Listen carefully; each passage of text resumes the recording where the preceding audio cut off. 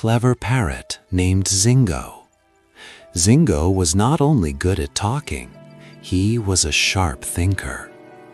By listening to humans every day, he had learned one important thing. True intelligence is not about power, but understanding.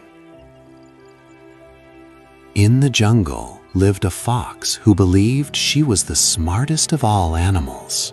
She often tricked others and proudly announced one day, "I am the leader of this jungle. Anyone who disobeys me will face trouble." Many animals were frightened. Even the lion stayed silent. The deer lowered their heads. Only Zingo watched quietly from above.